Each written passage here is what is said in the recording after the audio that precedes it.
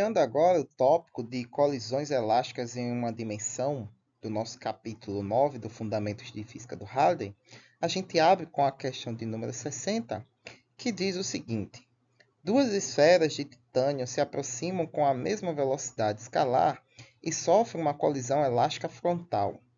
Após a colisão, uma das esferas, cuja massa é de 300 gramas, permanece em repouso.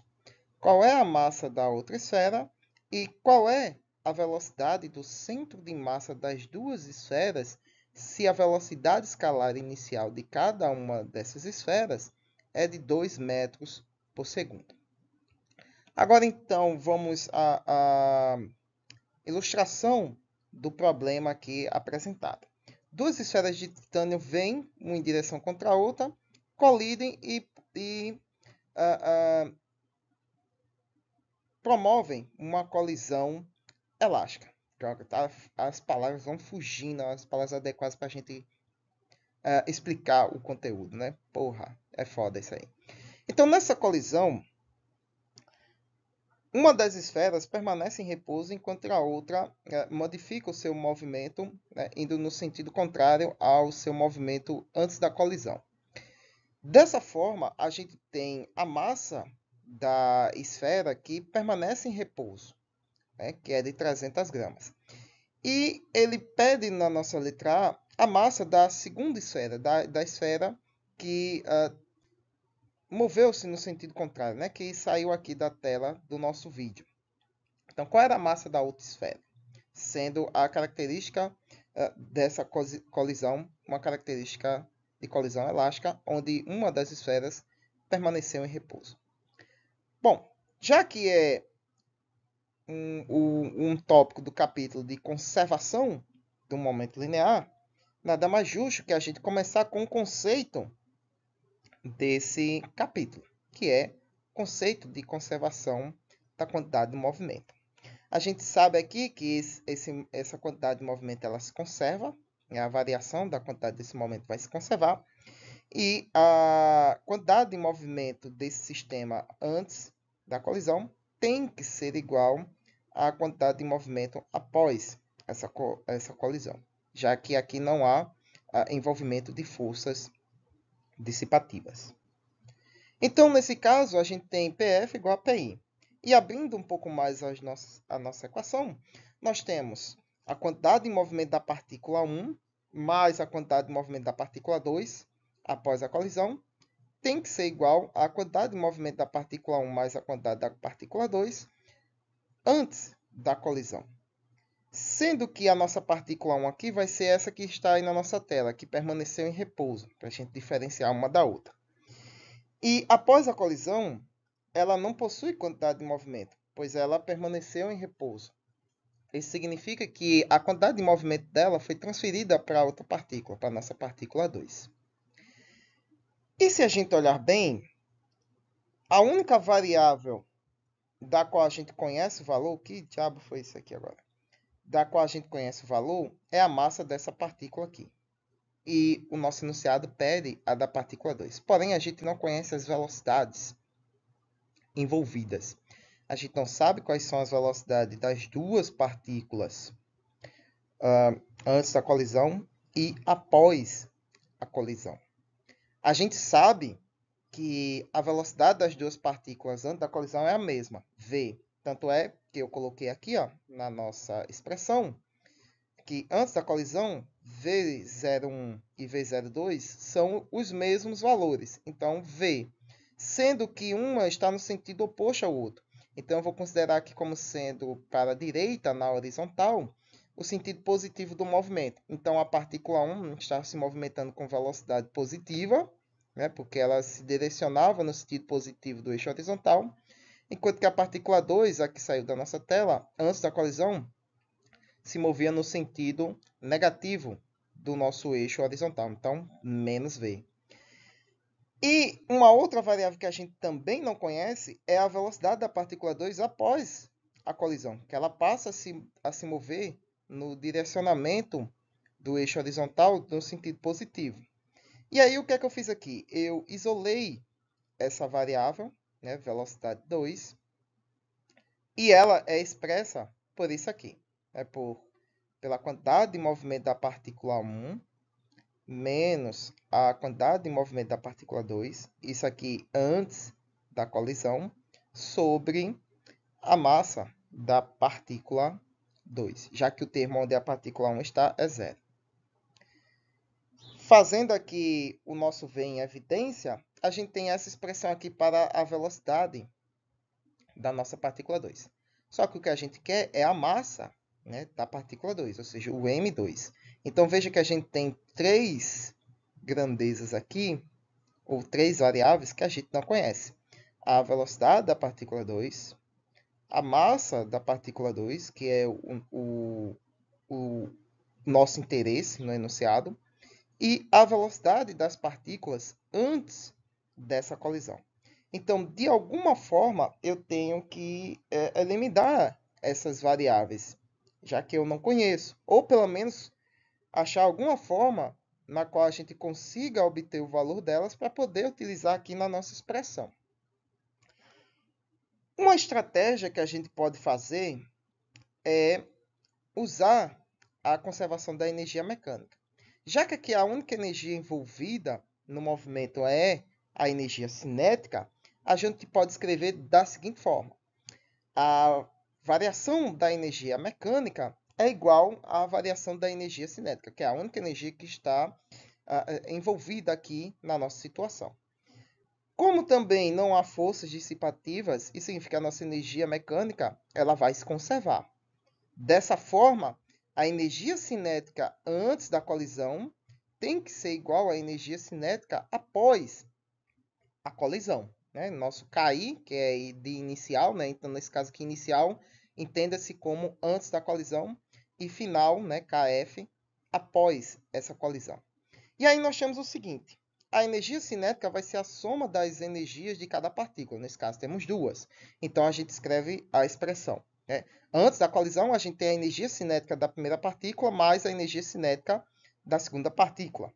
E após a colisão, a gente tem a energia cinética da primeira partícula mais a energia cinética da segunda partícula. E esse V2 aqui, né, que é a energia cinética da nossa segunda partícula, é esse V2 aqui. Então, veja só que a gente já encontrou aqui uma variável a qual a gente pode relacionar as duas expressões obtidas por dois conceitos diferentes, né? Quantidade de movimento e energia cinética. Após a colisão, a gente sabe que esse termo aqui vai zerar, porque a velocidade da partícula 1 é nula, né? Então, isso aqui dá zero. Então, é nula. A gente sabe que V01 e V01 aqui, da partícula 1 e 2, são o mesmo valor, V e V, né? Lembre-se, a velocidade deles antes da colisão é a mesma. Isso não significa necessariamente que a energia cinética, né, da partícula 1 e da partícula 2 antes da colisão são as mesmas, porque a gente tem uma outra variável aqui, ó, desconhecida, né, que a gente não sabe se é o mesmo valor, que é a massa da partícula 1 e a massa da partícula 2. Dito isso, vamos fazer o seguinte. A gente tem o algarismo 2 em todos os termos da equação no nosso denominador. Então, isso significa que o quociente vai dar 1. Então, a gente pode retirar esses termos da nossa equação. E, reescrevendo aqui, vamos ter o seguinte, né? Essa expressão todinha se resumiu a isso. Então, nós temos, como o V01 aqui e aqui são o mesmo, quer dizer, na verdade, que era para ser V20, na verdade, né? V20, perdão aí, pessoal. Como são os mesmos valores, né? Aqui e aqui, então significa que é V. Então, nós temos V quadrado M1, V quadrado M2. Então, eu posso colocar esse V quadrado em evidência. Então, fica M1 mais M2, que é multiplicado por V quadrado. Esse termo aqui é zero, né? Porque a nossa velocidade da partícula 1 após a colisão é zero. Então, tudo isso aqui vai ser multiplicado por zero. Então, não precisamos nos preocupar com esse termo. Então, não precisamos escrevê-lo na nossa expressão. E aqui sobra somente M2 V2 quadrado. Então, está aqui, M2 V2 quadrado. Agora, o que é que eu posso fazer? Bom, eu já posso eliminar aqui, então, uma variável aqui, ó, V2 quadrado. né? Então, colocando no lugar aqui de V2², a sua expressão que a gente obteve na conservação da quantidade de movimento, que é M1 menos M2 vezes V sobre M2. E aí a nossa expressão fica dessa forma aqui. No lugar de V2, eu coloco o seu valor obtido na conservação do momento linear. Isso tudo vai ficar ao quadrado. Aí, reorganizando os termos, a gente vai ter a seguinte expressão. O lado direito da nossa igualdade permanece o mesmo, intocado. O lado esquerdo, nós vamos ter o seguinte. Nós vamos ter essa expressão aqui dentro do parênteses elevado ao quadrado. Então, está aqui, ó, M1 menos M2 elevado ao quadrado. V também vai ficar elevado ao quadrado.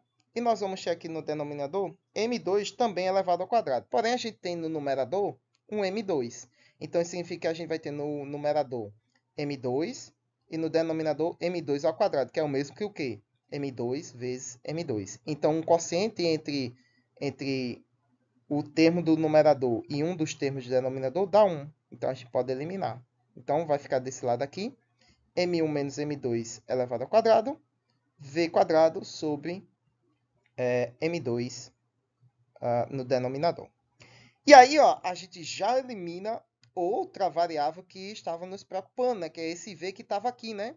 Ele aparece aqui de novo, né? Lembre-se que esse V é a nossa velocidade antes da colisão, que é o mesmo que esse V aqui da nossa expressão do momento. Então, a gente tem, ó, no numerador, em ambos os lados da nossa equação, V², V². Isso significa que o quociente entre eles dois vai dar 1. Então, podemos retirá-lo da nossa equação, sobrando apenas essa expressão aqui.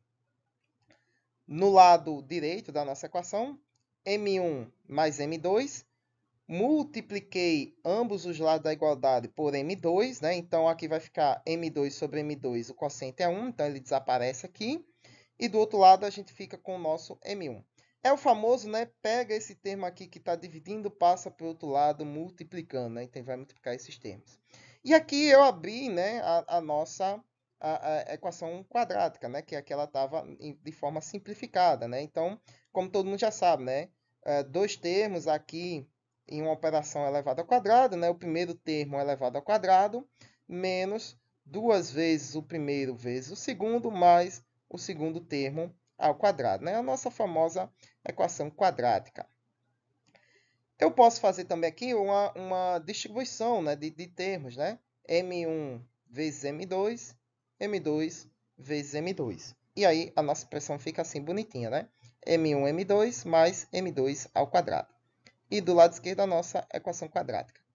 E posso juntar agora os termos semelhantes, né? Fazendo isso, juntando os termos semelhantes, eu vou ter aqui, ó, M1, M2 mais 2M1, M2, né? Que tem esse termo aqui, é negativo, ele vem para cá positivo quando a gente faz o algebrismo, né?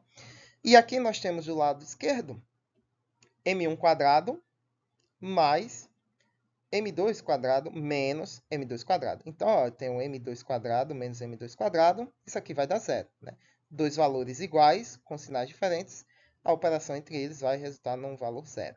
E nesse caso aqui eu tenho dois termos semelhantes numa soma, né? Então, tenho M1, M2 mais 2M1, M2 vai dar 3M1, M2. E do outro lado vai sobrar somente M1². Agora, ficou fácil, né? Eu tenho no numerador aqui M1 e M1², né? Fazendo algebrismo, né, entre eles, né? A gente sabe que M1² é M1 vezes M1, né? Qualquer coisa ao quadrado é a multiplicação do próprio termo por ele mesmo, né? Fazendo uma divisão em ambos os lados da igualdade sobre M1, né? A gente vai sumir com alguns termos e sobrar somente aqui uma relação entre a massa da partícula 2, né? 3 vezes a massa da partícula 2, que é igual à massa da partícula 1. Então, isolando a partícula 2, que é o nosso interesse, nós temos que ela é 1/3 da massa da partícula 1, que é a partícula que ficou aqui em repouso, estacionário, que a gente sabe a massa, que é 300 gramas. Então, nós temos 300 gramas sobre 3. Isso significa que a outra partícula que se moveu na colisão, ela possuía uma massa de 100 gramas, né? 1/3 menor do que a que ficou em repouso. Bacana, não é? Não era para essa questão estar classificada como sendo nível 1, viu? Eu classificava ela como nível 2. Classificaria ela como nível 2. Então, geralmente os tópicos abrem com uma questão bem simplesinha e fácil, né? Essa aqui não, já começou nessa pegada. Na letra B, ele pede a velocidade do centro de massa desse sistema antes da colisão, se as partículas se movessem com velocidade escalar de 2 metros por segundo, uma em direção à outra. Uma com 2 metros por segundo e a outra com 2 metros por segundo. E aí, lá do nosso comecinho do capítulo, né, centro de massa, a gente aplica a equação da velocidade do centro de massa, né? Relembrando aí, ó, né, que foi no mês passado, perdão, há 2 meses atrás, início de agosto, que a gente começou as questões desse capítulo, né? Então, lá no comecinho, bem lá atrás, que a gente viu isso aqui. Então, nós temos velocidade do centro de massa é a quantidade do movimento da partícula 1 mais a quantidade do movimento da partícula 2 sobre a massa total do sistema. Então, nós temos todos esses valores, né? Substitui a massa da partícula 1, 300 gramas, a sua velocidade, 2 metros por segundo. Lembrando que o sentido positivo do movimento na horizontal é para a direita, então essa partícula que se movimenta para a direita, a velocidade positiva. 100 gramas da partícula 2, que é a que saiu da tela, né? Ela estava vindo se movimentando para a esquerda, no sentido negativo, então menos 2 metros por segundo, sobre a massa total do sistema, que é de 400 gramas. Então, resolvendo essa expressão, a gente sabe que a velocidade do centro de massa desse sistema é de 1 metro por segundo. Muito bem, pessoal, espero que tenham acompanhado até aqui comigo o raciocínio, que tenham conseguido, né, absorver a linha de raciocínio para resolver essa questão. Curtam, compartilhem. Se você é novo, se inscreva no canal. Crítica, dúvidas e sugestões aí embaixo na caixa de comentários. E até a próxima questão.